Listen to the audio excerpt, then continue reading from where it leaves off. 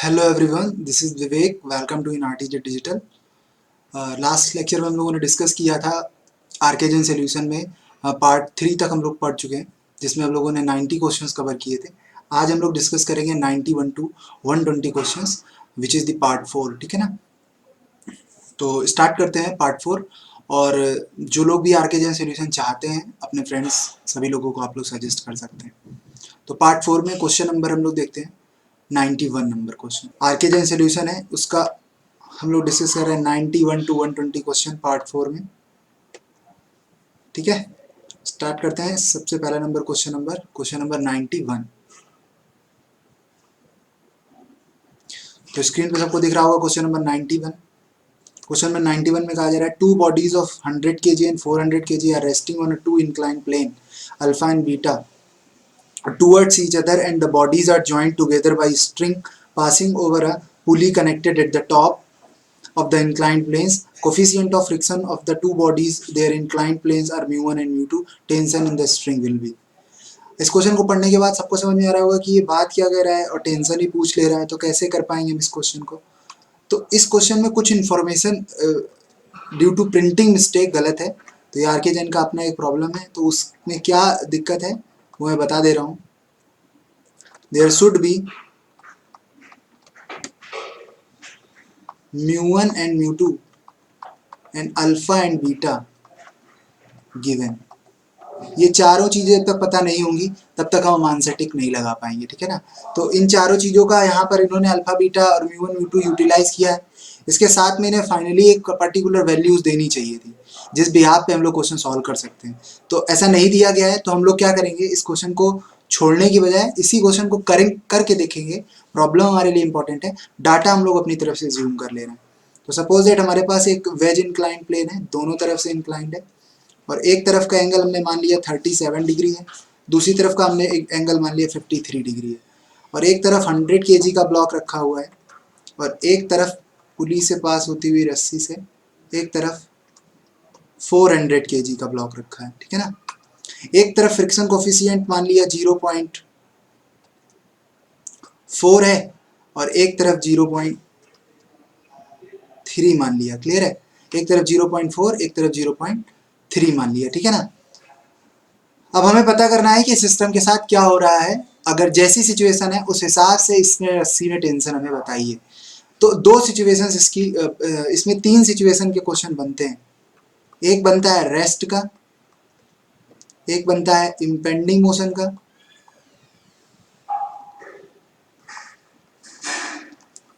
और एक बनता है स्लिपिंग का या स्लाइडिंग का। 3 तरह के केस हो सकते हैं, पहला, दूसरा और तीसरा। अभी कैसे पता चलेगा कौन सा केस है कौन सा केस नहीं है? तो इसके लिए हमें कंडीशन निकालनी पड़ती है। पहले निकालना पड़ता है F net along the surface. सबसे पहले हम लोग एफ नेट निकालेंगे along the surface without friction. ये बात बहुत जरूरी है, विदाउट फ्रिक्शन, बिना फ्रिक्शन के हम एफ नेट निकाल लेंगे। अब एफ नेट बिना फ्रिक्शन के कितना होगा भाई? इसका कंपोनेंट इधर की तरफ आएगा 100 साइन 37 और जी और लगा दो, और इसका आएगा 400 जी साइन 53। और साइन 37 और साइन 53 की वैल्यू याद रखना सब लोग। साइन 37 और कॉस 53 की वैल्यू होती है 3/5, और कॉस 37 और साइन 53 की वैल्यू होती है 4/5। ठीक है ना?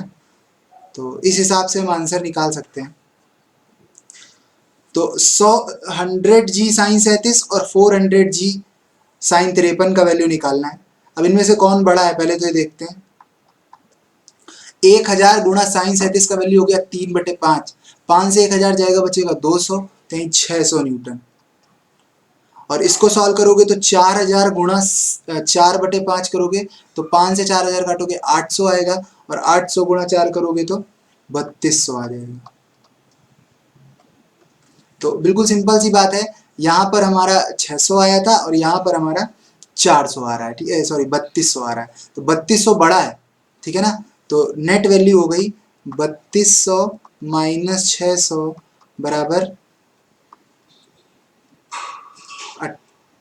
बराबर हो गई 2600 न्यूटन, वो भी इधर की तरफ।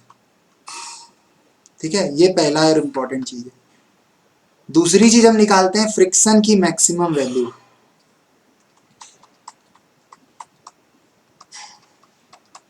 और मैक्सिमम वैल्यू फ्रिक्शन की दोनों के लिए निकाली जाएगी।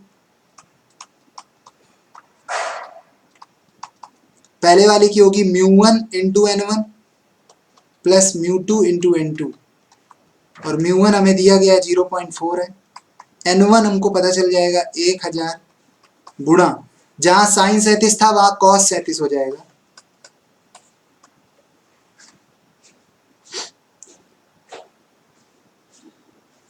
और इसके साथ साथ हमें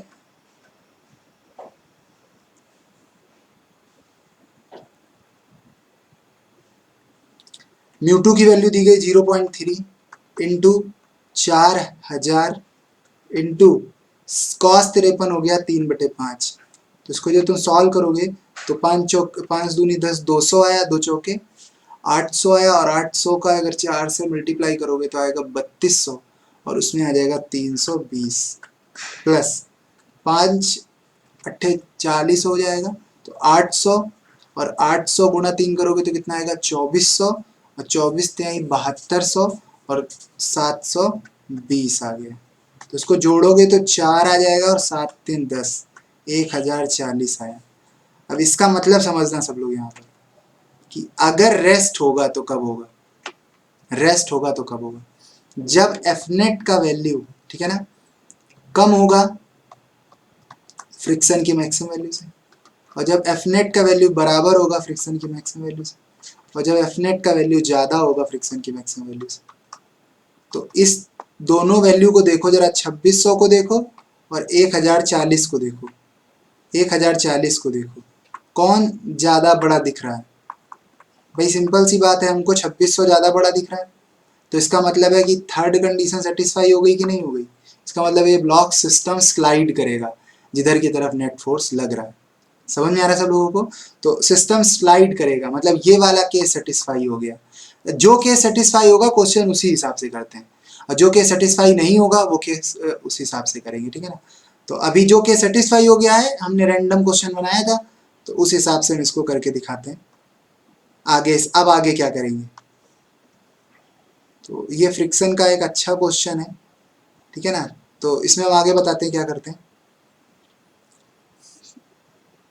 तो अब हम कहेंगे चूंकि एफ नेट का वैल्यू फ्रिक्शन की मैक्सिमम वैल्यू से ज़्यादा है, तो ब्लॉक विल स्लाइड।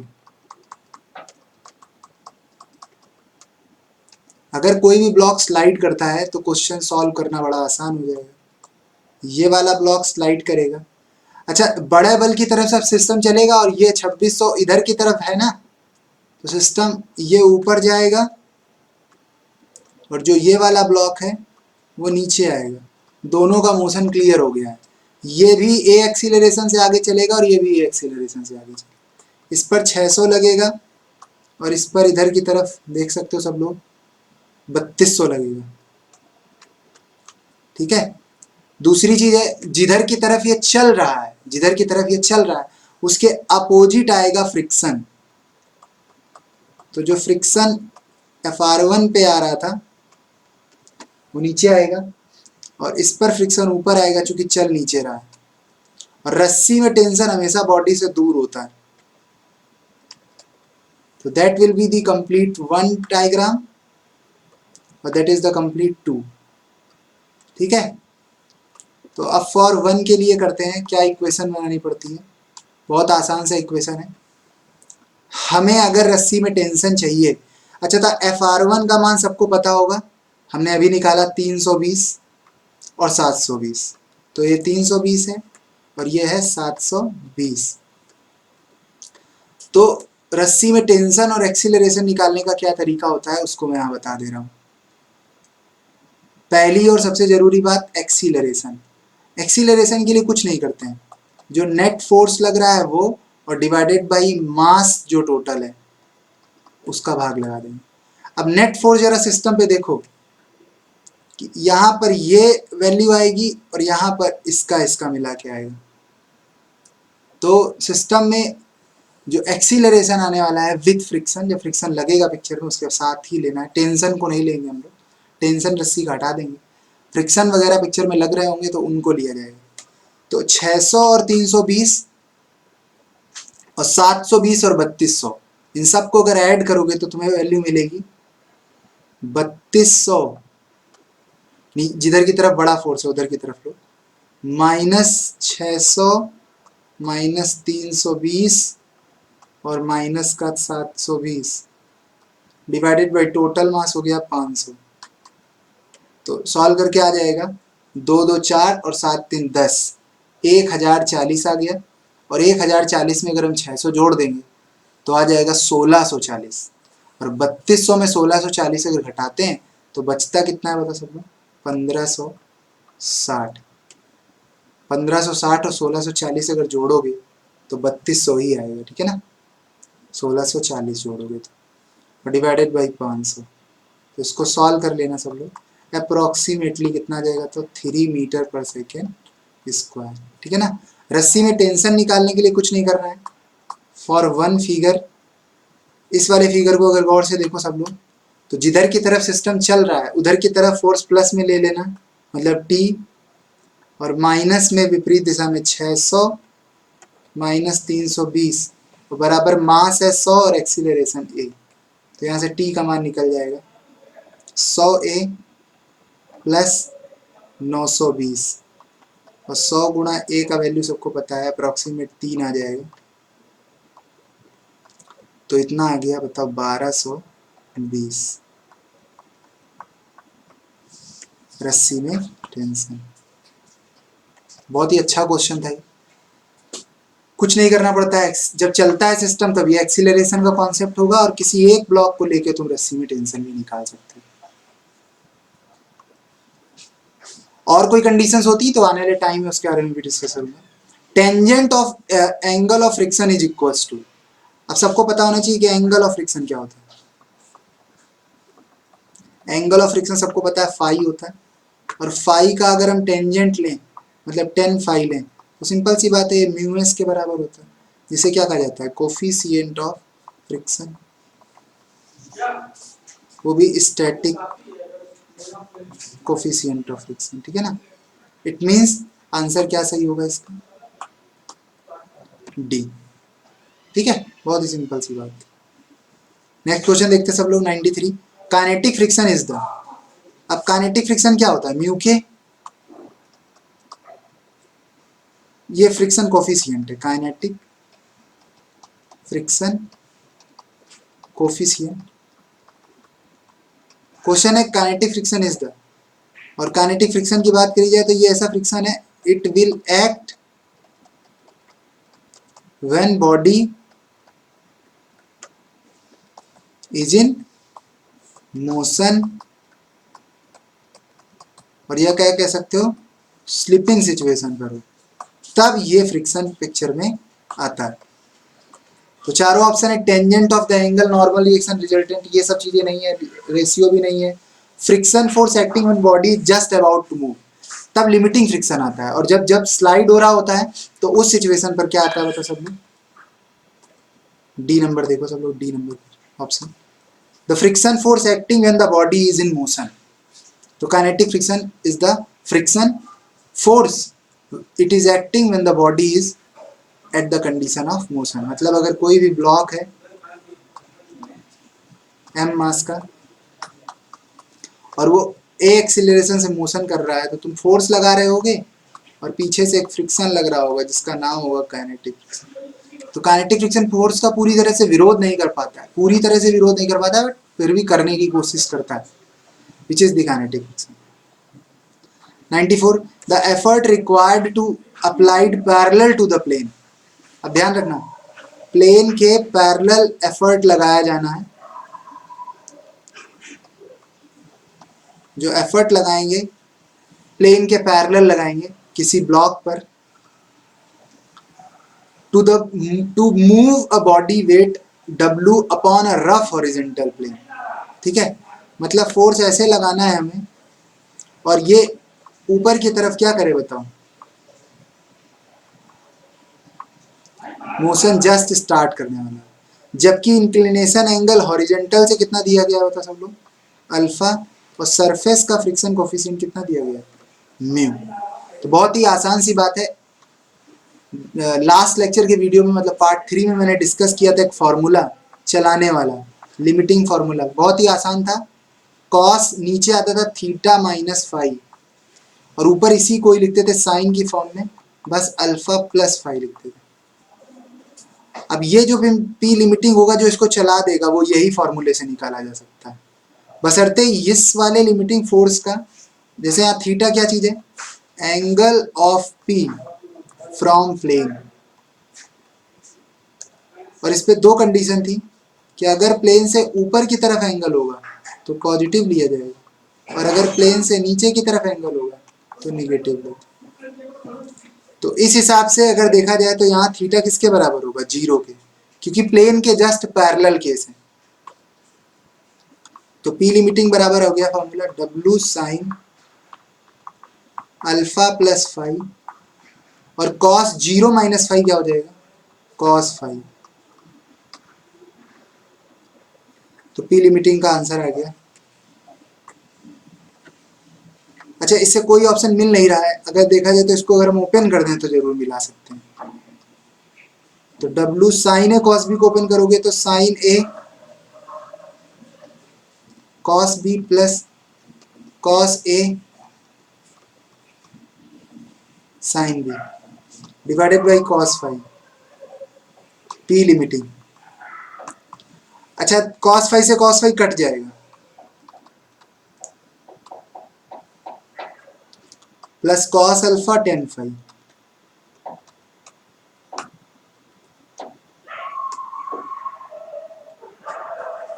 तो आंसर क्या हो गया बताओ, sine alpha plus mu cos mu tan alpha, tan five और होना चाहिए।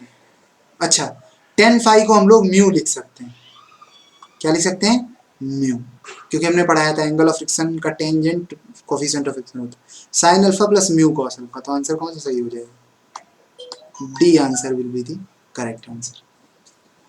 क्वेश्चन नंबर 95 देखते हैं। तो यहाँ तक समझ में आ गया होगा सब लोग। Question number 95, the effort required to lift a load W on screw jack when the helix angle alpha and angle of friction is phi is equals to। ध्यान रखना, जो हेलिक्स एंगल, हेलिक्स या स्क्रू जैक की problem होती है,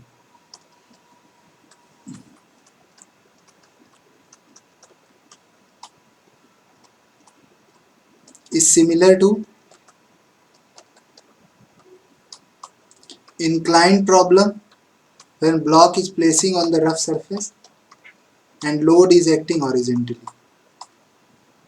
तो इस पे या तो एक बार अपवर्ड जाने की टेंडेंसी का क्वेश्चन होगा, या तो ब्लॉक रखा हुआ है और ब्लॉक को कहाँ जाना है, नीचे की तरफ जाना है, जिस पर फोर्स किधर लगाया जा रहा है, पी हॉरिजेंटल पे। बस यहाँ पर ध्यान देना है सब लोगों को, थीटा का जो वैल्यू होगा यहाँ और यहाँ थीटा होगा माइनस का अल्फा, और यहाँ पर भी थीटा कितना होगा, माइनस का अल्फा। बस चूंकि ये ऊपर जा रहा है तो फ्रिक्शन इसमें नीचे लगेगा, और ये चूंकि नीचे जा रहा है तो फ्रिक्शन इस पर ऊपर लगता है, इतना फर्क रहता है दोनों में, ठीक है ना। तो स्क्रू जैक की प्रॉब्लम बहुत ही ईजी होती है, बिल्कुल इंक्लाइन प्लेन की तरह। इस पर मैंने कल क्वेश्चन कराया था, तो मैंने बताया था कि यहाँ पर चलाने वाला जो फोर्स है उसका फॉर्मूला होता था क्या चीज, होता W sine divided by cos theta minus five होता था, और ऊपर होता था अल्फा प्लस फाइव। इसी तरह अगर यहां पर लिमिटिंग फोर्स निकालना होगा तो डब्लू डब्लू रहेगा, साइन की जगह कॉस आ जाएगा, और कॉस की जगह पर सॉरी साइन की जगह साइन रहेगा, कॉस की जगह कॉस रहेगा, माइनस की जगह प्लस और प्लस की जगह माइनस हो जाता है। तो W sine alpha minus five divided by cos theta plus five. अब सबको थीटा का वैल्यू यहाँ रख देना है, थीटा का वैल्यू यहाँ रख देना है। तो जैसे ही रखोगे तो तुमको पी लिमिटिंग मिल जाएगी, W10 अल्फा प्लस 5, और यहाँ मिल जाएगा W पी लिमिटिंग का वैल्यू आ जाएगा W10 alpha minus, that is the whole thing regarding to the question. तो देखते हैं question number 96। A semi circular disc rests on a horizontal surface with its top flat surface horizontal and circular portion touches down. The coefficient of friction between the semicircular disc and horizontal surface is mu. This disc is to be pulled by a horizontal force applied at the one edge and it remains horizontal. When the disc is about to start moving, its top horizontal force will be.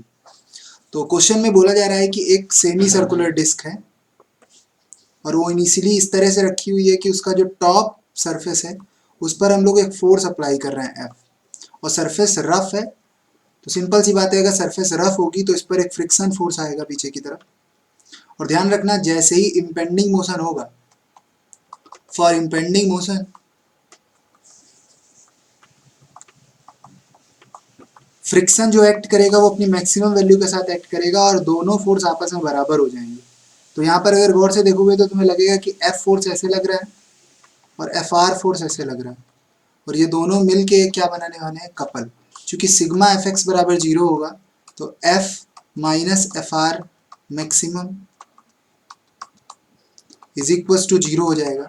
इसका मतलब है F और FR maximum का value बराबर होगा, और ऐसी situation पर हमेशा ध्यान रखना इट मेक्स अ कपल, और कपल जो रोटेट कर रहा होगा वो कैसा घुमाएगा बताओ सब लोग, एंटी क्लॉकवाइज रोटेशन होगा, सॉरी क्लॉकवाइज रोटेशन होगा, that is the clockwise rotation. तो मतलब हमारी जो ये डिस्क है वो क्लॉकवाइज रोटेट करेगी। तो जिधर की तरफ हम फोर्स लगा रहे हैं, ये A वाला एंड है और ये B वाला एंड है, तो ड्यू टू दिस रोटेशन जो हमारी डिस्क है वो रोटेट करेगी और सर्टेन एंगल पे वो पहुंच जाएगी, ठीक है ना। और उस एंगल रोटेशन में हमें समझना है कि क्या होगा, ठीक है। तो that B and will goes down and A will goes up. तो इस हिसाब से अगर देखा जाए तो क्वेश्चन में जो आंसर है, remains horizontal, slant up towards the direction of pull, slant down towards the direction of पुल।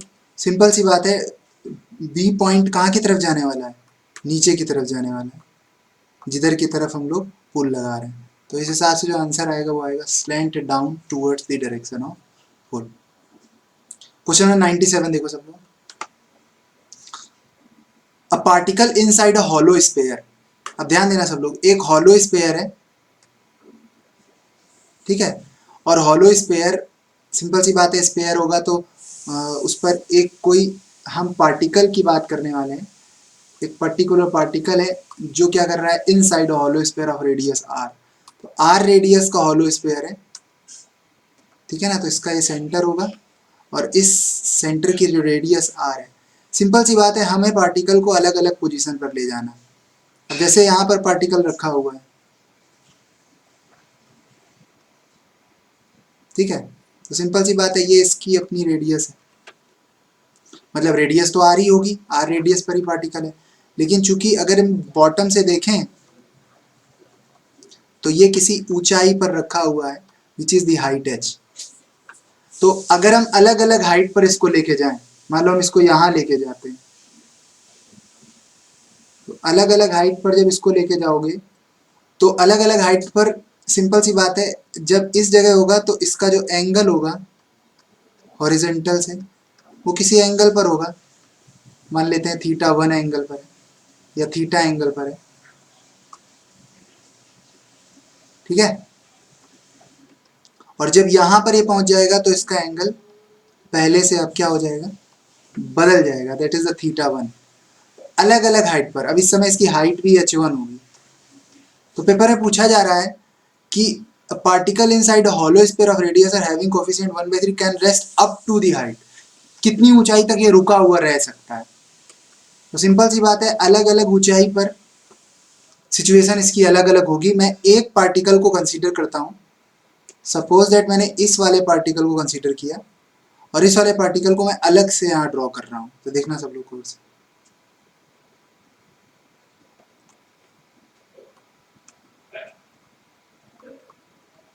तो ये इसका टेंजेंट होगा। तो टेंजेंट होगा तो सिंपल सी बात है, इस पर एक फ्रिक्शन फोर्स ऊपर की तरफ आ रहा होगा और नीचे की तरफ जो फोर्स एक्ट कर रहा होगा which is the mg sin theta because that angle is theta. ठीक है ना, mg sin थीटा नीचे की तरफ आएगा और नॉर्मल रिएक्शन ऊपर आएगी और नीचे की तरफ आएगा mg cos थीटा, और जो पीछे की तरफ फ्रिक्शन आएगा वो मैक्सिमम फ्रिक्शन हम मान रहे हैं ऐसी हद तक, क्योंकि फ्रिक्शन ही एक ऐसा फोर्स है जो mg sin थीटा को रोक रहा है। जब तक ये रोकता रहेगा तब तक ये रेस्ट में बना रहेगा और मैक्सिमम फ्रिक्शन फोर्स तक ही ये रेस्ट में रह सकता है। ऐसी सिचुएशन पर जो इसकी हाइट है from the ground, that is the height h। Clear है सबको? तो वी कैन से दिस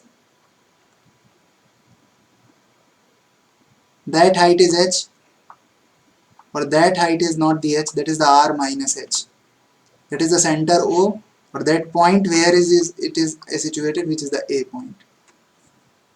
अब first of all for equilibrium,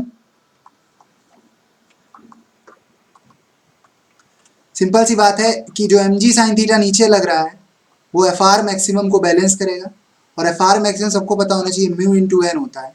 मतलब mg sin थीटा जो होगा वो म्यू इंटू एन की वैल्यू हो गई mg cos theta, N mg cos theta को बैलेंस करेगा। तो इस हिसाब से अगर देखा जाए तो mg कट जाएंगे तो टेन थीटा बराबर क्या आ जाएगा, म्यू। और म्यू सबको पता होना चाहिए, म्यू की वैल्यू हमें 1/√3 दी गई है और म्यू होता है एक्चुअली 10 फाई है। तो इस हिसाब से देखा जाए कि सब की वैल्यू 1/√3 दी गई। अच्छा, इन दोनों को अगर तुम देखोगे तो पता चलेगा कि थीटा बराबर 30 डिग्री आने वाला है और वही फाई के बराबर भी आने वाला है, चूंकि 1/√3 को हम 10/30 लिख सकते हैं। तो इस हिसाब से थीटा, फाई और 30 सब एक साथ बराबर होगा। तो बहुत ही इंपॉर्टेंट था कि हमें एक्चुअली एंगल पता चल गया, क्योंकि सबको पता है कि यहाँ पर एंगल थीटा है और यहाँ पर थीटा 1 है।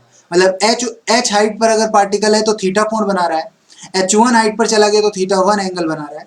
तो इट मीन्स जब थीटा 30 डिग्री होगा, when theta is equal to 30 degree, that height will be maximum for rest. मतलब रेस्ट के लिए सबसे अधिक ऊंचाई यही है। अगर इससे ज्यादा एंगल तुमने करने की कोशिश करी तो हाइट बढ़ाने की कोशिश करी तो उस सिचुएशन पे तुरंत तो स्लिप कर जाएगा। ठीक है ना, तो we can find out this height with the help of triangle. अगर हम इस पॉइंट का नाम m दे देते हैं थोड़ी देर के लिए, तो हमें a, m और o इन तीनों पॉइंट को गौर से करना है, ध्यान देना है। यह है a, यह है m और यह है o और यह है r माइनस h और यह है r और यह एंगल थीटा होगा।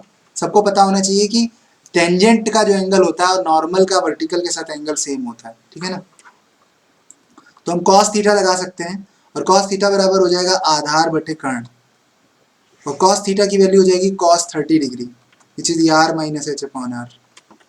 इस हिसाब से अगर सॉल्व करेंगे तो r minus H upon R is equal to √3/2 आ जाएगा। और 1.732 को अगर देखा जाए, 1.732 को अगर हम भाग लगाते हैं 2 से तो आएगा 0.866।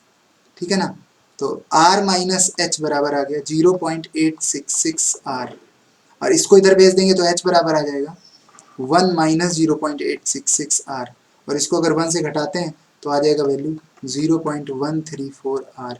तो h बराबर आ गया 0.134 r। मतलब रेडियस का 0.134 टाइम्स एक हाइट होगी, इतनी ऊंचाई तक ही हम क्या कर सकते हैं, इसको रख सकते हैं। इससे ज़्यादा ऊंचाई पर ले जाने की कोशिश करेंगे तो इट विल स्लिप्स। ठीक है ना, तो इसके हिसाब से आंसर कौन सा सही हो गया था, D is the correct answer. तो आई होप सबको समझ में आ गया होगा। तो h will be the 0.134 r। अगला क्वेश्चन देखते हैं, the algebraic sum of component of forces forming a couple about any point in their plane. अच्छा, तो बहुत सारे कपल हैं, ठीक है ना, और अलग अलग कपल लग रहे हैं, जैसे कि ये कोई कपल है, एक कपल ये है, एक कपल ये है, ठीक है, ऐसे बहुत सारे कपल हैं। सिंपल सी बात है, सारे कपल जब मूवमेंट देंगे तो that will be the net movement, और पहले वाले का couple F1D1 plus F2D2 plus F3D3, ऐसे करके सबके कपल का मूवमेंट जब जोड़ देंगे तो we will get the movement of couple. तो सभी कपल का ये मूवमेंट है, और ध्यान रखना कपल्स का मूवमेंट हमेशा कैसा होता है, कांस्टेंट होता है, ठीक है ना, नॉट डिपेंड्स अपॉन पॉइंट्स, मतलब पॉइंट पर निर्भर नहीं करता है, बिंदु पर निर्भर नहीं करता है। तुम किसी भी पॉइंट के अबाउट ये मूवमेंट निकालो, whatever the point, A B C D, सभी पॉइंट के अबाउट मूवमेंट आपस में क्या होगा, बराबर होगा, और वो सब बराबर होगा एक ही चीज के, और वो क्या है बता सब लोग, दिस, ठीक है ना। तो we, I want to say that कि मूवमेंट ऑफ कपल हर पॉइंट पर सेम रहता है, it will be the constant, ठीक है ना, that is the property of the couple. Single force का मूवमेंट जो है वो अलग अलग पॉइंट पर अलग अलग होता है, लेकिन कपल का मूवमेंट हर पॉइंट पर सेम होता है। तो अकॉर्डिंग टू अस जो आंसर होना चाहिए सी होना चाहिए, बट शायद आर के जन में आंसर ए लिया गया है, तो you have to correct this answer, equal in movement of the couple और कांस्टेंट होता है, तो बोथ अबव आर करेक्ट, तो सी इज द सही करेक्ट आंसर। 99 नंबर देखो, a single force and couple acting in the same plane upon a rigid body. Simple सी बात है, अगर कोई रिजिड बॉडी हमारे पास में है और उस रिजिड बॉडी पर एक कोई फोर्स भी लग रहा है, सिंगल फोर्स लग रहा है और एक कपल लग रहा है, तो ध्यान देना सब लोग, कपल और कभी भी एक सिंगल फोर्स एक दूसरे को नहीं बैलेंस करते हैं, can not balance each other, कभी भी एक दूसरे को बैलेंस कर ही नहीं सकते। ऐसा कारण क्या है, तो कारण ये है कि जो सिंगल फोर्स होता है, कारण यह है कि जो सिंगल फोर्स होता है, उस सिंगल फोर्स की अगर कहानी हम समझना चाहेंगे, तो सिंगल फोर्स की सबसे अच्छी बात यह है कि उसका जो भी सिंगल फोर्स की अगर हम बात करें, तो इसके साथ हमेशा पहली जरूरी बात यह होती है कि सिग्मा एफ इसका जीरो नहीं होगा, समझ में आया कि नहीं। और दूसरी चीज है कि मूवमेंट क्या होगा, sigma M will not equals to zero, movement भी जीरो नहीं होगा, और it will not be constant also, अलग अलग पॉइंट पर अलग अलग मूवमेंट होगा। तो सिंपल सी बात है, पहली बात तो सबसे जरूरी है कि जो हमारा ये वाला फोर्स है, इसकी अगर बात करते हैं तो इसका एफ जो है वो जीरो नहीं है, और इसका जो नेट एफ है, तो सिग्मा एफ जो है वो जीरो है, तो ये और ये कभी एक दूसरे को बैलेंस कर ही नहीं सकते हैं, है ना, क्योंकि कपल नेट फोर्स जीरो दे रहा है, कपल कह ही नहीं रहा है कि हम ट्रांसलेशन और करा पाएंगे, मगर सिंगल फोर्स कह रहा है हम तो ट्रांसलेशन कराएंगे, तो कहाँ एक दूसरे को बैलेंस कर सकते हैं। अब मूवमेंट के बारे में भी बात करते हैं, अगर हम कपल की बात करते हैं तो कपल के साथ में दो चीजें हैं कि उसका फोर्स तो नेट जीरो होता है, जो इसका जीरो नहीं होता है, you can check this. And movement की जो बात करते हैं, हाँ मानते हैं मूवमेंट जीरो नहीं होता है, इसका भी जीरो नहीं, इसका भी जीरो नहीं, but it is constant, it is very important thing. और we can check out this कि भाई ना तो ये चीज बैलेंस हो पा रही है, ना तो ये चीज बैलेंस हो पा रही है, तो आफ्टर ऑल ये बैलेंस ही नहीं कर सकता है फोर्स, सिंगल फोर्स किसी कपल को। 100, if three forces acting in one plane upon a rigid body keep it in equilibrium, then they must either, तो अगर किसी बॉडी पर थ्री फोर्सेस एक्ट कर रहे हैं, एक ही प्लेन पे तीन फोर्स हैं, जैसे एक फोर्स F1 है, एक फोर्स F2 है, और एक फोर्स F3 है, और एक ही प्लेन पर एक्ट कर रहे हैं, तो एक बात ध्यान देना, ये तब इक्विलिब्रियम में होंगे, थ्री, बात जिस फोर्स की करी यार इसका नाम मैं बता दे रहा हूँ, three coplanar three coplanar forces की बात कर रहे हैं।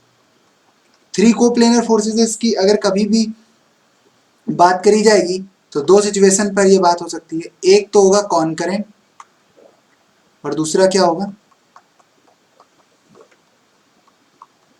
दूसरा होगा नॉन कॉन्करेंट। अब कॉन्करेंट में अगर बात करें तो follows triangle law, triangle law वो फॉलो कर रहे हैं, ट्रायंगल लॉ फॉलो करें, या ये कह सकते हो resultant of any two forces is बराबर होगा थर्ड फोर्स के। और इसके साथ साथ जरूरी बात यहाँ पर दो चीजें थी कि डायरेक्शन जो होगी वो कैसी होगी, अपोजिट होगी, और पॉइंट ऑफ एप्लीकेशन क्या होगा,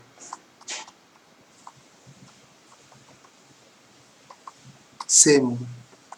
मीन्स कहने का है कि अगर किसी पॉइंट पर दो फोर्स हैं F1 और F2, तो इसका ये रिजल्टेंट होगा R12 और it will be equals to this R12 जो है वो सही में बराबर किसके है बताओ, इस F3 के। तो इन दोनों का रिजल्टेंट जो है वो इस तीसरे फोर्स के क्या है बताओ, बराबर है। तो दैट इज अ कंडीशन। और ट्रायंगल लॉ बनाते हो मतलब F1 F2 और F3 एक ट्रायंगल फॉर्म करें तभी वो इक्विलिब्रियम में होंगे। और इसके लिए क्या होता था, नॉन कॉन्करेंट के लिए सिग्मा Fx 0 होना चाहिए, सिग्मा Fy 0 होना चाहिए, और मूवमेंट हर एक बिंदुओं पर 0 होना चाहिए। तो अगर ये तीनों कंडीशन सेटिस्फाई करती हैं तो ये तुम कह सकते हो कि वो इक्विलिब्रियम में होगा। तो इस बिहाफ पर अगर थ्री फोर्सेस के इक्विलिब्रियम की बात करें तो कॉन्करेंट होना चाहिए, तो इक्विलिब्रियम मेंटेन कर सकते हैं, meet at point. Non concurrent है, पैरेलल है, तो भी हम उसको इक्विलिब्रियम मेंटेन कर सकते हैं, ठीक है ना। और मीट एट पॉइंट में थ्री फोर्स अगर मीट कर रहे हैं तो बहुत अच्छी बात है। तो थ्री फोर्स का एक एग्जांपल ये है कि तीन में से दो फोर्स तो मीट, जब तीन फोर्स एक पॉइंट पे मीट कर रहे हैं तो obviously at least two force meet करें, दो फोर्स एटलीस्ट मीट कर रहे हैं, तीसरा अपने आप कर जा रहा है। तो सिंपल सिंपल सी बात है कि ये जो ऑप्शन सी नंबर है, कहीं ना कहीं ये ऑप्शन ए का ही एक सब ऑप्शन है। अगर हम बात करें तो सी जो है वो एक पार्ट है ऑप्शन नंबर ए का। तो इस बिहार पे सी और ए तीनों ही ऑप्शन सही होते हैं, ए बी सी। तो all the above are correct, तो D is the correct answer, ठीक है। बट रिमेंबर दैट कॉन्करेंट और नॉन कॉन्करेंट की सिचुएशन हमें रिमेंबर रहनी चाहिए, पेपर में पूछी जाती है, ठीक है ना। क्वेश्चन नंबर 101 देखते हैं। क्वेश्चन नंबर 101 में बोला जा रहा है the maximum frictional force which comes into play when the body just begins to slide over the another surface. तो अगर कोई बॉडी किसी अनदर सरफेस पर जस्ट क्या होने वाली है, इम्पेंडिंग मोशन करने वाली है, या क्या कह सकते हैं जस्ट स्टार्ट करने वाली है मोशन, तो सिंपल सी बात है इस पर जो पीछे की तरफ फ्रिक्शन लगने वाला है वो मैक्सिमम फ्रिक्शन लगेगा, फ्रिक्शन जो होगा वो मैक्सिमम एक्ट करेगा।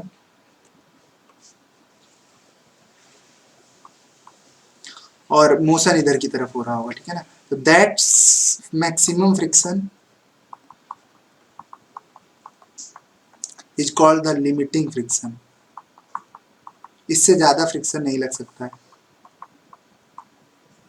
और इसकी वैल्यू होती है सरफेस का static friction coefficient into normal reaction, ठीक है। तो इस हिसाब से जो आंसर आएगा इसका क्या आएगा, तो ए लिमिटिंग फ्रिक्शन। 102 की बात करते हैं, the coefficient of friction depends upon. Simple सी बात है, कोफिशिएंट ऑफ फ्रिक्शन की अगर बात करी जाए, ये मैं पहले भी बता चुका हूँ पिछले पार्ट में कि कोफिशिएंट ऑफ फ्रिक्शन जो होता है एक्चुअली ये किस चीज पर डिपेंड करता है, depends upon nature of surface. Surface पर नेचर, सरफेस की नेचर पर डिपेंड करता है, depends upon roughness of surface.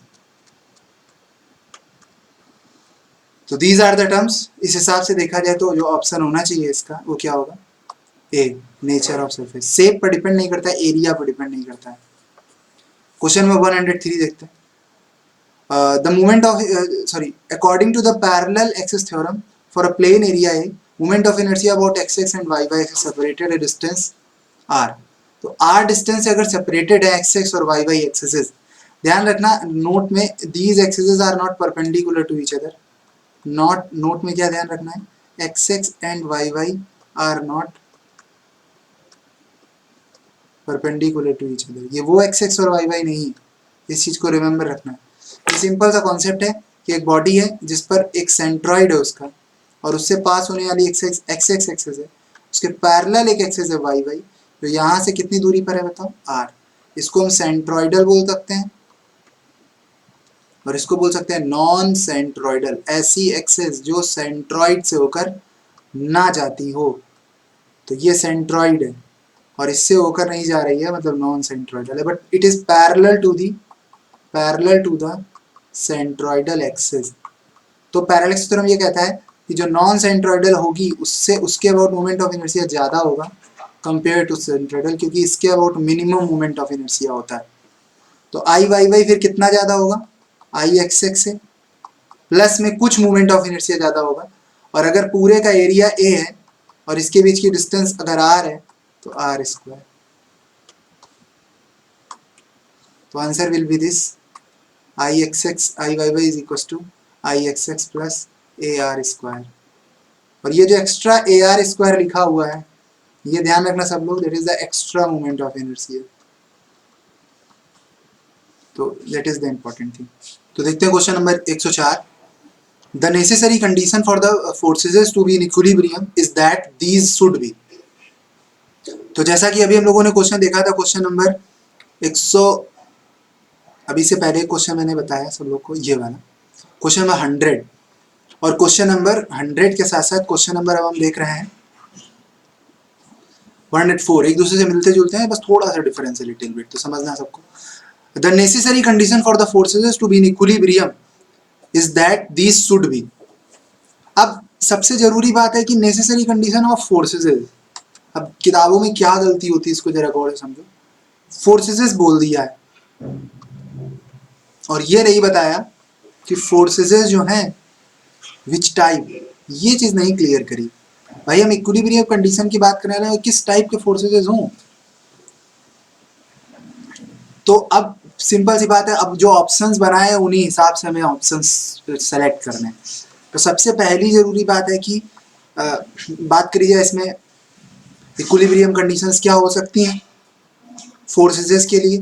तो सिंपल सी बात है, अगर फोर्सेस एक पॉइंट पे मीट कर रहे हैं, एक पॉइंट पे मीट कर रहे हैं, तो हाँ हो सकता है कि वो इक्विलिब्रियम में हो। बट ऐसा तभी होता है जब तीन फोर्सेस की हम बात करते हैं, ठीक है ना। तो इस बिहाफ पे देखा जाए तो क्वेश्चन में मतलब कोई एक बहुत ज़्यादा कोई डिफरेंट कॉन्सेप्ट नहीं निकल के आ रहा है। बस इतना यही है कि ऑप्शन ए अगर देखते हैं तो कोप्लेनर को बोलता है। तो if you are talking about the coplanar forces with three force,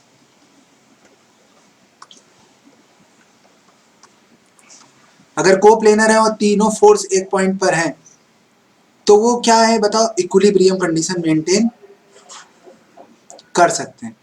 तो नेसेसरी कंडीशन क्या है कि कोप्लेनर होने चाहिए, तो मीट एट अ पॉइंट। अब जिस हिसाब से क्वेश्चंस की बात करी जा रही है कि भाई कोप्लेनर फोर्सेस जरूरी नहीं है कि एक पॉइंट में मिले तभी इक्विलिब्रियम बनाएंगे, वो अलग अलग पॉइंट पर हो तब भी वो इक्विलिब्रियम बना सकते हैं, बट जब एक पॉइंट पर होंगे तो वो इक्विलिब्रियम बना सकते हैं। मतलब नेसेसरी कंडीशन क्या है कि कोप्लेनर के साथ साथ कॉन्करेंसी होना जरूरी है उस particular specific system of force के लिए, कोप्लेनर कॉन्करेंट फोर्स के लिए। बट सबके लिए एक ही कॉन्सेप्ट है, अगर कॉन्करेंट है तो it follows the triangle law, और अगर वो नॉन कॉन्करेंट है तो follows the sigma F X is equal to 0, sigma F Y is equal to 0, sigma M is equal to 0। तो जो क्वेश्चन कह रहा है the necessary condition for forces to be in equilibrium is that these should be, जो फोर्सेस हैं वो coplanar होने चाहिए, और कोप्लेनर होंगे तब भी इक्विलिब्रियम बनाया जा सकता है, और एक पॉइंट पर अगर वो मिलते हैं तब भी इक्विलिब्रियम बनाया जा सकता है, ठीक है ना। तो जो ऑप्शन होना चाहिए इसका सी होना चाहिए, both A and B of the above, ठीक है। क्वेश्चन नंबर 105 देखते हैं। If three forces acting in different planes can be represented by a triangle, these will be in. अब एक बात बताओ, ट्रायंगल की बात कर रहे हैं, समझना जो ट्रायंगल बनता है, ट्रायंगल लॉ ऑफ फोर्स की जो हम बात कर रहे हैं, मतलब फोर्सेस मेक्स ट्रायंगल, ठीक है ना। फोर्सेस ट्रायंगल बनाते हैं, वो भी क्लोज्ड ट्रायंगल बनाते हैं। तो ऐसा तभी बना पाते हैं जिन फोर्सेस की हम बात कर रहे हैं वो पहले तो ऐसा करेंगे, तो देन मैं कहूंगा कि forces will be in equilibrium. उन्होंने एक टेस्ट पास कर लिया और वो टेस्ट था इक्विलिब्रियम को बताने का, और वो टेस्ट था ट्रायंगल लॉ। अब ट्रायंगल लॉ जो लगाया जाता है वो किस तरह के फोर्सेस के लगाया जाता है? For coplanar forces. अब यहां पर जो फोर्सेस है वो डिफरेंट प्लेन पे है, मतलब ये जिस फोर्सेस की बात कर रहे हैं वो नॉन कोप्लेनर है, और अगर नॉन कोप्लेनर है तो ट्रायंगल लॉ इक्विलिब्रियम डिफाइन नहीं करेगा, तो आंसर होगा नॉन इक्विलिब्रियम। ठीक है ना, इक्विलिब्रियम नहीं होगा। अगर ये कोप्लेनर होते तो ये इक्विलिब्रियम होता। और 106 देखो सब लोग,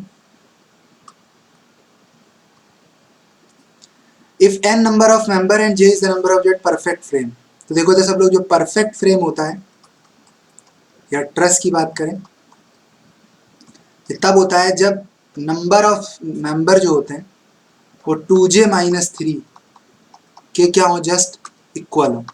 और अगर 2j-3 के बराबर होंगे तो हमेशा वो क्या बनाएंगे, बता सब लोग, परफेक्ट फ्रेम। और इस तरह के फ्रेम स्टेबल फ्रेम होते हैं। लेकिन अगर हम इम्परफेक्ट फ्रेम की बात करें तो इसमें जो होगा वो n जो होगा which is not equal to 2j-3। और अगर n 2j-3 नहीं है तो वो अनस्टेबल है। और अनस्टेबल में दो चीजें हो सकती हैं, कि n 2j-3 से ज्यादा हो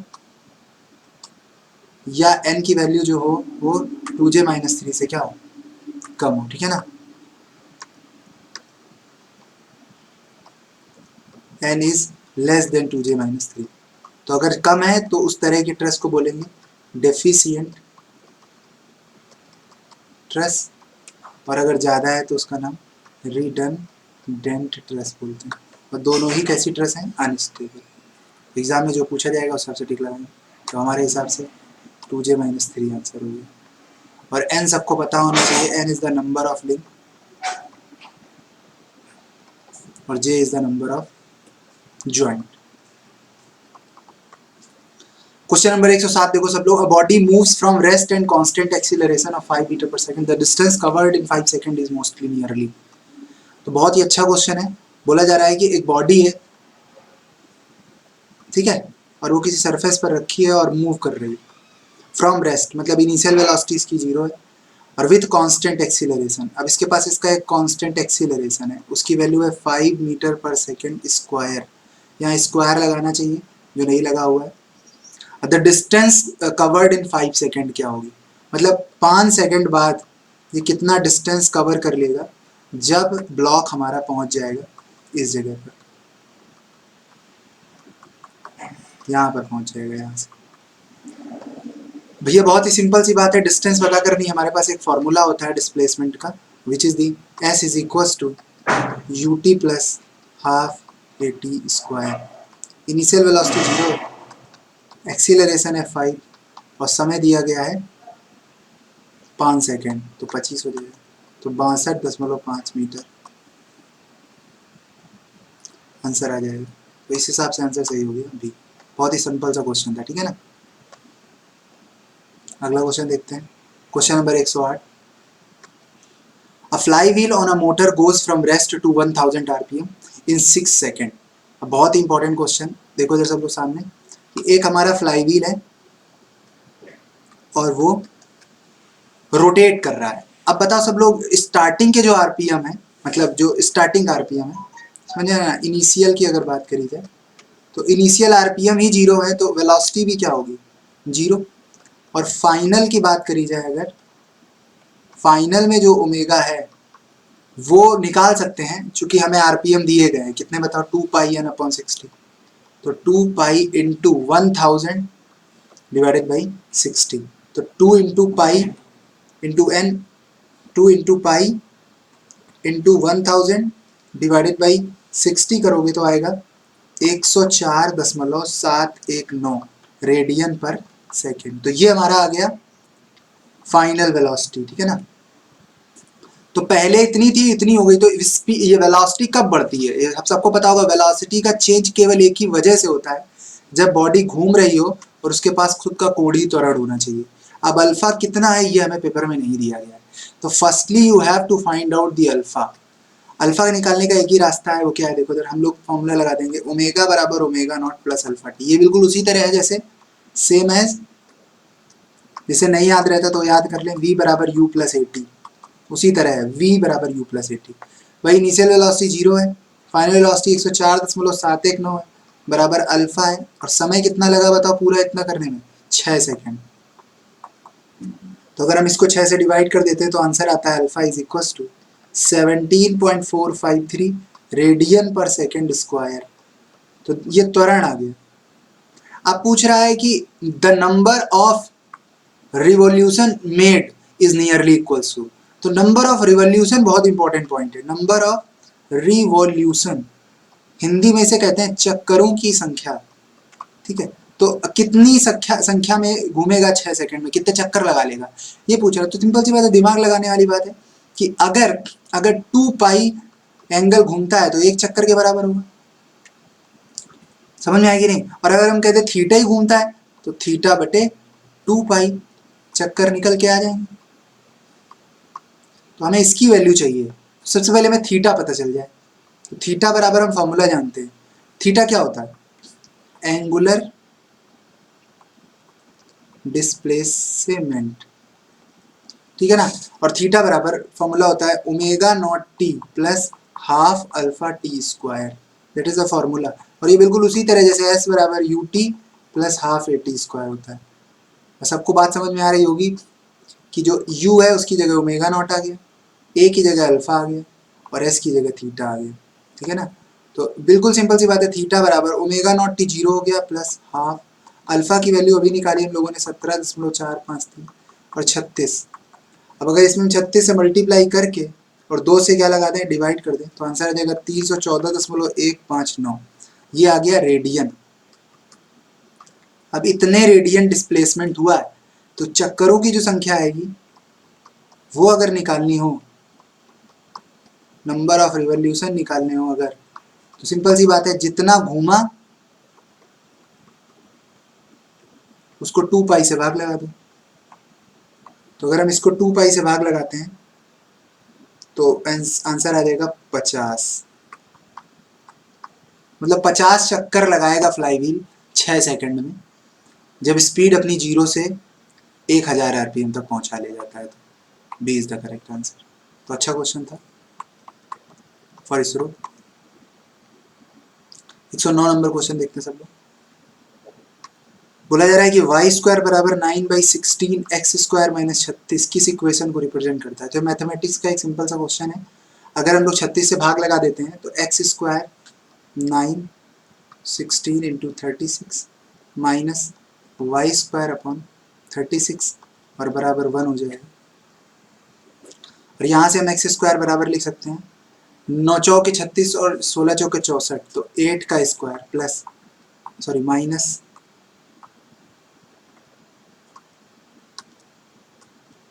बटे 6 का स्क्वायर बराबर 1।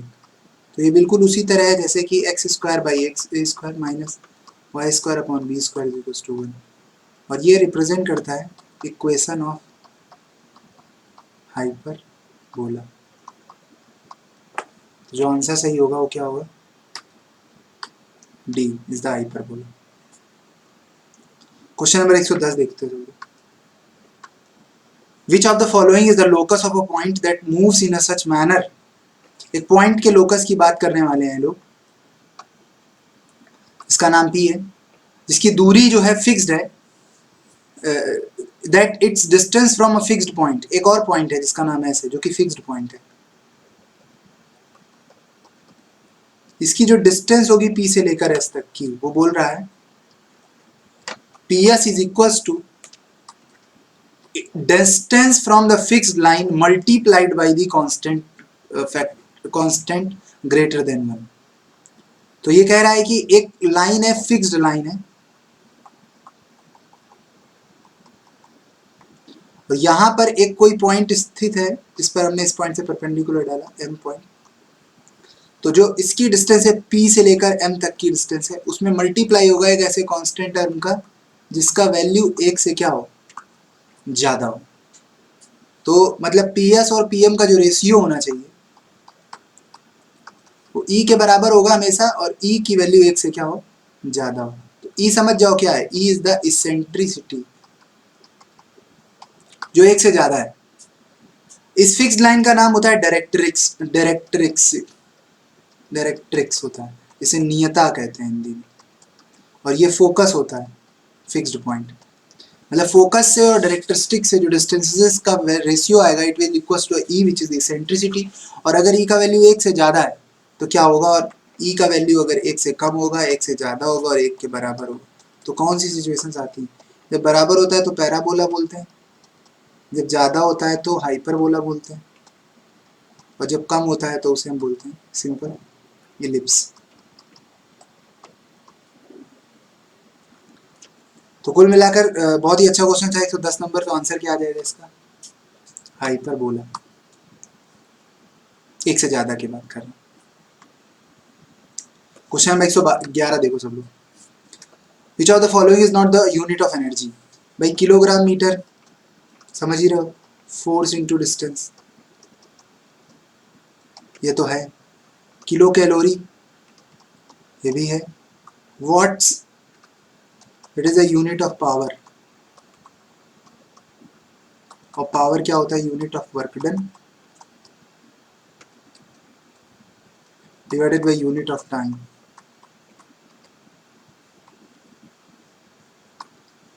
तो टाइम की जो यूनिट है और फोर वर्क जो वर्क डन की यूनिट है उनकी यूनिट का रेशियो पावर की यूनिट होता है, और ये एनर्जी की यूनिट है। इसका मतलब है एनर्जी की यूनिट पावर की यूनिट के बराबर नहीं होती है। तो ऑप्शन समझ में आ गया, सी इज द करेक्ट आंसर। अब चाहे तो वॉट आवर्स को और किलोग्राम मीटर इंटू मीटर पर सेकेंड स्क्वायर को भी चेकआउट कर सकते हैं, वो सब कहीं ना कहीं जूल में निकल के आ जाएंगे, न्यूटन मीटर में निकल के आ जाएंगे, ठीक है ना। बट वॉट को कभी भी हम जूल में नहीं बदल सकते हैं because it contain a second. देखते हैं question number 112 number. A sample of metal weighs 219 gram in air, 180 gram in water and 120 gram in unknown fluid. Then which is the correct statement about the density of metal? तो बात यह है कि metal अलग अलग fluid में अपनी अलग अलग अपना वेट शो करता है। तो इसका कारण यही है क्योंकि अलग अलग फ्लूइड में जब मेटल को हम रखते हैं तो बॉन्सी फोर्स अलग अलग लगता है, जिसकी वजह से जो वेट में चेंज आता है वो अलग अलग आता है। तो पहले जो 219 था, फिर 180 हुआ, फिर 120 हुआ, अलग अलग वेट मीडियम्स में है। तो अगर हम बात करें इस कॉन्सेप्ट को, जो ये वेट मेजरिंग होता है वो कैसे वर्क करता है।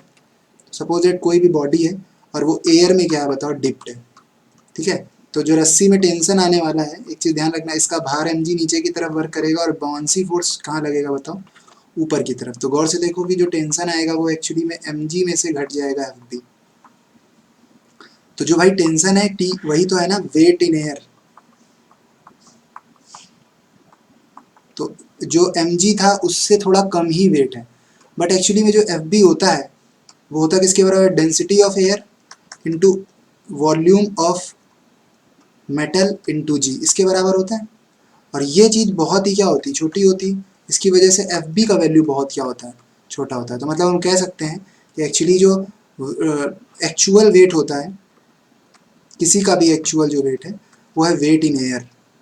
वैसे एक्चुअल में तो वेट इन वैक्यूम सही होता है, पर एयर में वेट वैक्यूम के वेट से ज़्यादा डिफरेंस नहीं है। वैक्यूम में वेट और एयर के वेट में बहुत ज़्यादा डिफरेंस नहीं है। तो that will be the mg, ठीक है ना। हमने एफ को 0 कर दिया। लेकिन बात तब बदल जाती है जब हम बॉडी को एयर की बजाय वाटर में रख दें। अब वाटर अगर चारों तरफ आ गया तो इस सिचुएशन पर सबको समझना चाहिए कि टेंशन जो आने वाला है वो किसके बराबर आने वाला है। भाई सिंपल सी बात है, टेंशन बराबर अगर बात करते हैं तो कहीं ना कहीं mg माइनस का एफ अभी भी होगा। बट अब बात ध्यान देना, दैट इज अ टेंशन, जो वही आ रहा है वही mg नीचे और वही एफ ऊपर, जो पहले था अभी भी एफ ऊपर लग रहा है। बट ये एफ अब अलग है, डेंसिटी ऑफ वाटर है into volume of metal into g. पहले डेंसिटी ऑफ एयर था, अब डेंसिटी ऑफ वाटर है। तो अब ये जो है, जो टी रिप्रेजेंट कर रहा है that is a weight in water. तो भाई वाटर में वेट अब अलग हो गया ना, क्लियर है सब लोगों को। ऐसे ही फ्लूइड में वेट अलग होगा, ऐसे ही अलग अलग चीज़ों में वेट अलग अलग होता चला जाएगा, ठीक है ना। तो हमें यहाँ पर थोड़ा सा काम करना है, वो क्या करना है, हमें मेटल की डेंसिटी निकालनी है। तो पहले तो हम निकालेंगे relative density of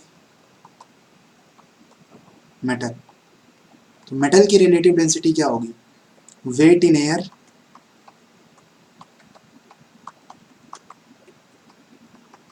actual weight जो है बटे change in weight in water, water में जो चेंज हुआ वेट, एयर में वेट इसका है 219 और चेंज कितना हुआ 219 से यहाँ 180 हो गया। तो जो चेंज आएगा 219 से अगर हम डिवाइड करते हैं, 219 से अगर हम डिवाइड करते हैं 180, 219 माइनस 180 तो आंसर आएगा 5.615। क्लियर है, that is the relative density.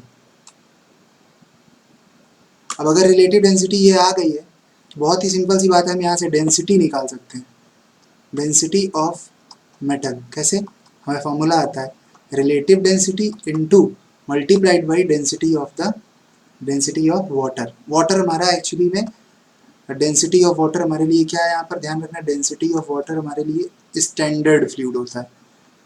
तो मल्टीप्लाई कर दो इसको 5.615 इंटू 1, और 1 ग्राम पर सेंटीमीटर क्यूब है, जिसको ही सब लोग 1000 किलोग्राम पर मीटर क्यूब भी कहते हैं। तो एक्चुअली में जो मेटल है उसकी डेंसिटी आ गई 5.615 ग्राम पर सेंटीमीटर क्यूब। तो हमारे पास मेटल की डेंसिटी बहुत ज़रूरी थी निकालनी थी हमें, और वो हम जान गए। अब जो फ्लूइड है, जो एक्सट्री जिसमें 120 ग्राम ये मेजर कर रहा है, इसके बारे में अगर हम बात करें तो that is the unknown fluid. तो अननोन फ्लूइड में अननोन फ्लूइड की डेंसिटी कैसे निकालेंगे, उसके लिए थोड़ा मेहनत करनी पड़ेगी। जरा गौर से समझो, change in weight in unknown fluid, unknown fluid में कितना वेट चेंज होता है। अच्छा, वेट चेंज होता है किसके बराबर है, अगर देखो तो एफ बी जो है वो कहीं ना कहीं एम जी माइनस टी है ना, और यही तो वेट चेंज है डेल्टा डब्ल्यू अननोन फ्लूइड में। और कितना होगा बताओ, एफ बी के बराबर, और एफ बी सबको पता होनी चाहिए, density of fluid volume of metal into g. मतलब हम ये कह सकते हैं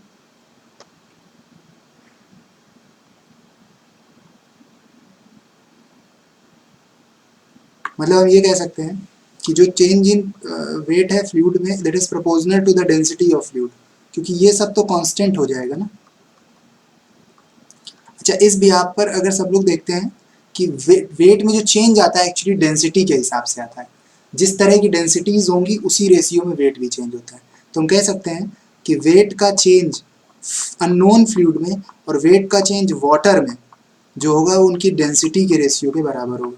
तो इस बिहाफ पर हम डेंसिटी ऑफ फ्लूइड निकाल सकते हैं, अननोन फ्लूइड की डेंसिटी होगी इनका ratio weight change in fluid divided by weight change in water और into multiplied by density of water.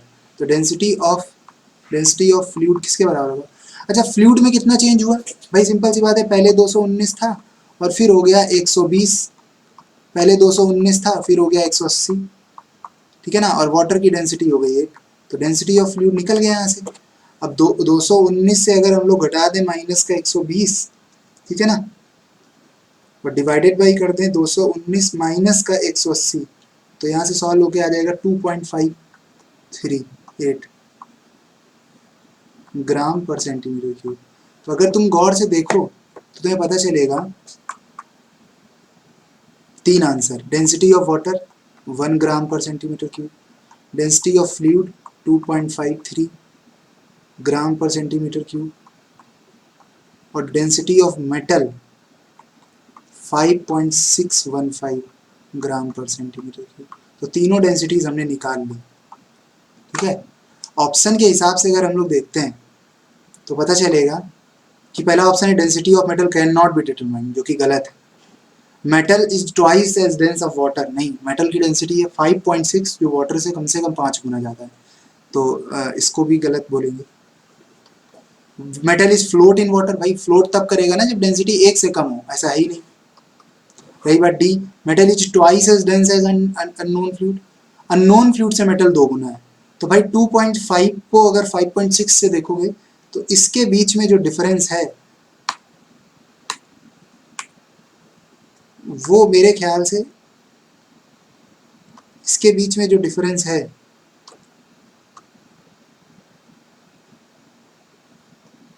वो मेरे ख्याल से अप्रॉक्सीमेट 2 का है, 2.5 और 5.6 में 2 से ज़्यादा ही है, 2.5 समथिंग है। तो देखा जाए तो डी भी हो सकता है और ई भी हो सकता है अगर हम बहुत एक्यूरेट जाते हैं। देखो ऑप्शन में ए ऑप्शन दिया गया है आर के जैन में, बट इट इज़ इनकरेक्ट, ठीक है ना। तो इसके आर के जैन किताब का आंसर गलत है, ठीक है ना। तो डी होगा या तो ई। कल लाके यार आंसर से मतलब नहीं है, मतलब है कॉन्सेप्ट से, ठीक है ना। क्वेश्चन का कॉन्सेप्ट हमें क्लियर होना चाहिए, जो मैंने आपको बताया इस कॉन्सेप्ट से क्वेश्चन करते हैं, और ये बहुत ही यूनिक कॉन्सेप्ट है, हमेशा रिमेंबर रखना। मैंने इसको बेसिक से स्टार्ट किया और अच्छे से क्वेश्चन कवर भी कर लिया। सेंटर ऑफ ग्रेविटी और सॉलिड हेमीस्फीयर क्या होगा, बता सब लोग समझना। एक अगर पूरा फुल हेमीस्फीयर है तो उसका सीजी कहाँ होगा, सेंटर पे। लेकिन अगर मैं नीचे से कट आउट कर दूं इस वाले पार्ट को, तो सॉलिड हेमीस्फीयर इतना ही तो बचेगा, तो फिर सेंटर शिफ्ट हो जाएगा ऊपर, और सीजी जब शिफ्ट होता है तो कितनी डिस्टेंस पर, 3r/8, मतलब पूरी रेडियस r थी और उसका 3/8 गुना, मतलब कम है, ठीक है ना। तो उतना डिस्टेंस पर बेस से होगा, दैट इज द बेस। तो आंसर इसका क्या होगा बता सब लोग, डी। याद रखना है सब चीजें, ठीक है ना। 114, एक ट्रेपेजियम है, तो ट्रेपेजियम का जो बेस है वो बी है और टॉप ए और हाइट एच दिया गया है, और इसका हमें सीजी बताना है। सिंपल समझ में आ रहा होगा, ये सिमेट्रिकल है तो इसी पर सीजी होगा। अब सीजी कहीं भी हो सकता है, सपोज दैट यहाँ सीजी है, तो इसकी ऊंचाई हमको बतानी है, तो that will be the Y bar. मैंने क्या किया, इसको 3 सेक्शन में बांट लिया, 1, 3 एंड 2। इसका सेंटर यहाँ होगा, इसका सेंटर यहाँ होगा, और इसका मेन सेंटर कहीं यहाँ होगा, ठीक है। जिसको हम C1 बोल सकते हैं, इसको C2 बोल सकते हैं, इसको C3 बोल सकते हैं, और ये C है एक्चुअली। तो कैसे निकालते हैं, कंसेप्ट याद रखना। हमारे पास फॉर्मूला होता है जिस भी चीज़ का निकालना है, कंपोजिट में जितने लोग मिल रहे हैं उनको हम लोग ऐड करते चले जाएंगे। अगर ऐड करके पूरा एरिया बन रहा है तो घटाने हैं तो घटा देंगे। तो वाई बार बराबर क्या हो गया, A1y1 बार प्लस A2y2 बार प्लस A3y3 बार, और डिवाइडेड बाई एरिया। एरिया क्या होगा, A1 plus A2 plus A3। बहुत आसानी से वाई बार निकल जाएगा एक लाइन में। समझ में आना चाहिए कि A1 A2 के बराबर है, तो सिंपल सी बात है, दोनों को हम 2 से मल्टीप्लाई करेंगे। और एरिया सबको पता होगा ट्राइंगल का क्या होता है, 1/2। एक बात समझना है यहाँ पर सब लोग, ये जो दूरी होगी, ये B से जब A को घटाओगे उसका आधा कर दोगे तो ये दूरियाँ B माइनस A/2 हो जाएंगी, और दोनों को जब मिला दोगे तो B माइनस A हो जाएगा। तो B माइनस A बेस हो गया, हाइट h हो गई, एरिया आ गया। और वाई बार सबको पता होगा कि पूरी हाइट का 1/3 ऊंचाई होता है, तो h/3 हो जाएगा। और प्लस में हमें ध्यान रखना है एरिया क्या होगा, area A into H rectangular का, और डिस्टेंस होगी h/2 divided by total area कितना होगा, B minus A/2 into H plus A into H. तो कितना आ जाएगा बताओ यहाँ से भाई बार, 2 से 2 कट जाएगा, ऊपर से हम h²/6 कॉमन ले रहे हैं, h²/6 कॉमन लेंगे, ठीक है ना। और अगर h²/6 कॉमन लेंगे, h²/6 क्यों कॉमन ले रहे हैं, एक्चुअली में देखो पहले तो 1/2 बेस इंटू हाइट वाला फॉर्मूला लगा दिया, फिर h/3 उसकी हाइट हो गई और 2 से मल्टीप्लाई, 2 से 2 कट जाएगा, तो जो LCM आएगा वो h²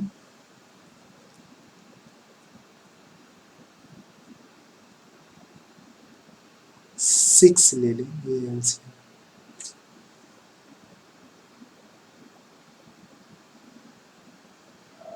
1/2 base into height, sorry multi, कहाँ देखो दिक्कत हो रही है, there is a mistake, we are writing BI minus A2।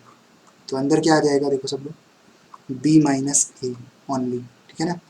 h²/6 common निकल जाएगा, प्लस यहाँ पर क्या होगा, h² निकल गया, 2 निकल गया, 3A आ जाएगा। नीचे देखो सब लोग h/2 कॉमन ले लो, तो अंदर बचा B माइनस A और प्लस का 2A। जब इसको सॉल्व करोगे तो वाई बार बराबर आएगा h/3 और ऊपर होगा 2A plus B divided by A plus B that will be the answer. So the y bar will be the h by 3 2a plus b a plus b. बहुत ही simple है, that is the complete derivation, ठीक है ना, याद करना है इसको। 115 question देखते हैं। आइसोसेकलेस ट्रायंगल है और सबको पता होना चाहिए कि जो आइसोसेकलेस ट्रायंगल समद्विबाहु होता है वो समद्विबाहु त्रिभुज होता है, और समद्विबाहु त्रिभुज में दो भुजाएं बराबर होती हैं। मतलब कोई ट्रायंगल है और उस ट्रायंगल की दो भुजाएं बराबर है, ए भुजा बी है, ये भुजा बी है, ये ए। और इसकी सिमेट्रिसिटी सब लोग ध्यान दो, सिमेट्रिसिटी क्या होगी?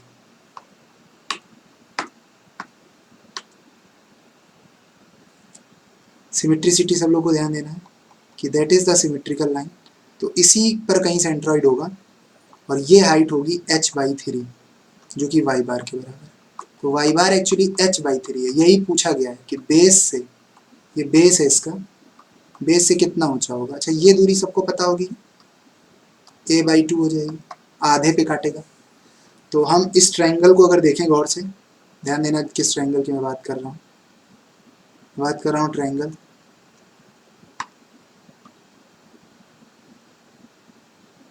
इस आधे ट्रायंगल की। तो इससे आएगा रूट के अंदर क्या होगा बता सब लोग, h यही हाइट है यहाँ से यहाँ तक की, तो h किसके बराबर होगा, बी स्क्वायर माइनस का ए स्क्वायर बाई 4 डिवाइडेड बाई 3। तो यहाँ से आ जाएगा रूट में 4b square minus A square by 6। तो इस हिसाब से आंसर आ जाएगा हमारा, आंसर ए होना चाहिए, बट ए में चूंकि यहाँ बी होना चाहिए और यहाँ ए होना चाहिए, तो आंसर ए होगा तब जब बी और ए होगा, अदरवाइज आंसर इसमें से नो वन इज करेक्ट, कोई सही नहीं है ना। तो ये ऑप्शन देख लेना 115, आंसर ए आ रहा है हर के जन्म में, लेकिन दिक्कत यह है कि ए तभी पॉसिबल है जब बी की जगह ए और ए की जगह बी हो। इस 16 नंबर क्वेश्चन देखते हैं। It is asking about the perpendicular axis theorem. तो you have to remember that perpendicular axis theorem is not the typical task, it is the moment of inertia finding concept। अगर एक access x access है और एक access y access है जो एक ही plane पे है और एक ही पॉइंट से होकर जाती है, और इसी पॉइंट से एक तीसरी एक्सेस जाती है z z which is perpendicular to x x and y y। तो y y से परपेंडिकुलर और उसी पॉइंट से होकर जा रही है जिससे दोनों जा रहे हैं। तो इसके अबाउट मोमेंट ऑफ इनर्शिया बहुत ही सरल होता है, दोनों के मोमेंट ऑफ इनर्शिया के सम के बराबर होता है, सम के बराबर होता है, ठीक है ना। तो आंसर हमारा इसमें आई एक्स एक्स प्लस आई वाई वाई आएगा, ना कि प्रोडक्ट, ना डिवीजन, ना स्क्वायर रूट का सम, ठीक है ना। 117 नंबर क्वेश्चन देखो, तो C G of the plane lamina will not be its geometrical. अब एक बात ध्यान देना, जो राइट एंगल ट्रायंगल है, ठीक है ना, राइट एंगल ट्रायंगल कुछ इस तरह का होता है। इक्विलैटरल ट्रायंगल की बात करी जाए तो वो कुछ इस तरह से होता है, जिसमें सभी भुजाएं बराबर होती हैं। और स्क्वायर की बात करोगे अगर, तो स्क्वायर में देखो सब लोग, सभी भुजाएं बराबर होंगी ए और ए। और अगर बात करी जाए सर्किल की, सबको पता है इस तरह का सिचुएशन है। और बात की जाए रेक्टेंगल की, तो उसमें भी इस तरह की सिचुएशन होगी, ए और बी। तो ये जो सारे के सारे फिगर्स हैं, दीज आर द सिमेट्रिकल। और सिमेट्रिकल में सी जी और जी सी सेम होता है, बट इट इज अनसिमेट्रिकल। इसका सी जी और सी जी सेम नहीं होगा, तो आंसर इसमें क्या आना चाहिए होता सब लोग, राइट एंगल ट्रायंगल, ठीक है ना। तो बहुत ही सिंपल सा कॉमन सेंस बेसिस क्वेश्चन है, इसमें ज़्यादा कोई रॉकेट साइंस नहीं है, ठीक है ना। और बात करते हैं रेक्टेंगुलर एरिया की, जिसका विड्थ दिया गया है, बेस दिया गया है बी और डेप्थ दी गई है डी या हाइट डी दी गई है, और एक्स एक्स के अबाउट मोमेंट ऑफ इनर्शिया पूछ रहा है। बिल्कुल कसम खा के याद कर लो, जिस एक्सेस के अबाउट मोमेंट ऑफ इनर्शिया निकालना हो, वो एक्सेस जिस लंबाई को कट करती है, जैसे यहाँ पर ये डी को कट कर रही है, तो हमें डी के ऊपर क्यूब चढ़ा देना है, डी के ऊपर क्यूब चढ़ाना है और बी को खाली रखना है, डिवाइडेड बाई 12 कर देना है। इसी तरह अगर वाई वाई के अबाउट कल को निकालना पड़ जाए, तो वाई वाई देखो बी को कट करना है, तो बी के ऊपर फिर क्यूब चढ़ा दो, तो डी को खाली रखो, बटे 12 कर दो, तब भी आ गया आंसर। क्लियर है सबको। तो जिसको कट करे क्यूब उसके ऊपर चढ़ाते हैं। ऐसा इसके साथ भी नहीं होता, ऐसा ट्रायंगल के साथ भी होता है। सपोज दैट ये एक्स एक्स एक्सेस है और ये वाई वाई एक्सेस है, और हाइट एच है और बेस बी है, तो आई एक्स एक्स लिखने के लिए क्या करना पड़ेगा, भाई एच को कट कर रहा है, एच के ऊपर क्यूब, बी खाली बटे, अब हर बार 12 से नहीं करेंगे, 36 से भाग लगाते हैं, यहाँ पे ट्राइंगल में 36 से भाग लगाते हैं, और वाई वाई के अबाउट निकालना होगा तो एच बी क्यूब अपॉन में 36। क्यों बताओ? क्योंकि वाई वाई किसको कट रहा है, बी को कट रहा है, तो क्यूब किसके ऊपर चढ़ेगा, बी के ऊपर। तो जिसके ऊपर क्यूब चढ़ेगा उसी के ऊपर जिस जो एक्सेस जिसको कट कर रही होगी, ठीक है। तो that is the best important concept है, जब को याद रखना है कि जिसको कट करेगा क्यूब हमेशा उसी के ऊपर चढ़ाएंगे, ठीक है ना, नंबर बदल जाएगा नीचे। राइट सर्कुलर कोन बहुत बार आया है क्वेश्चन, ठीक है ना। हाइट अगर एच होगी तो सिंपल सी बात है, इसका सी जी जो होने वाला है वो h/4 पर होगा, और अगर यही सिलेंड्रिकल शेप होता तो सी जी h/2 पर होता, बार बार बता रहा हूँ इसको मैं। और अगर यही कोन होता सेमी सर्कुलर कोन, मतलब हॉलो कोन होता, तो इसी का सी जी होता h/3 पर, और अगर यही हेमी स्पेरिकल होता शेप, ठीक है ना, तो इसका होता 3r/8। ये सभी नंबर याद रखना क्योंकि ये 3D के वॉल्यूम के हैं।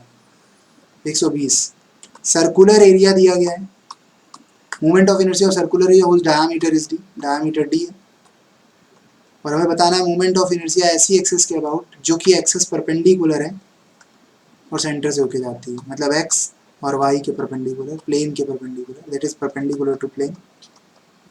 परपेंडिकुलर एक्सिस थ्योरम लगा देंगे, क्या कहता है परपेंडिकुलर थ्योरम, जेड जेड जो होता है एक्स एक्स और वाई वाई के सम के बराबर होता है। अब चूंकि सिमेट्रिकल एक्स एक्स और वाई वाई, तो एक्स एक्स और वाई वाई का मोमेंट ऑफ इनर्शिया सेम होगा, और वो होता किसके बराबर है, π/64 d की पावर 4 या πr की पावर 4/4। रेडियस है तो रेडियस, डाया है तो डाया के टर्म्स में याद रखेंगे, तो आई जेड जेड बराबर आ जाएगा 2i(x)x, तो इस हिसाब से 2 इंटू π/64 d की पावर 4 या 2 इंटू πr की पावर 4/4, तो इस हिसाब से अगर याद करोगे तो π/32 d की पावर 4 आ जाएगा, और πr की पावर 4 डिवाइडेड बाई 2 हो जाएगा। तो रेडियस के टर्म्स में बाई 2 आता है और डाया के टर्म्स में बाई 32 आता है, ठीक है ना। तो कुल मिला के हम लोगों ने 120 क्वेश्चन कवर कर लिए। नेक्स्ट लेक्चर में हम लोग नेक्स्ट पार्ट में हम लोग कवर करेंगे पार्ट नंबर 5, जिसमें हम लोग 121 से लेकर 150 क्वेश्चन कवर करने वाले हैं। तो सब लोगों को इन्फॉर्म करें जो लोग कोर्स परचेज करना चाहते हैं, और जुड़े रहें आरटीजे डिजिटल के साथ। तो सारे कोर्स धीरे धीरे सारे सब्जेक्ट के हम लोग कवर कर लेंगे, तो बी पेशेंस, ठीक है ना, और अच्छे से पढ़ाई करते रहें। Thank you.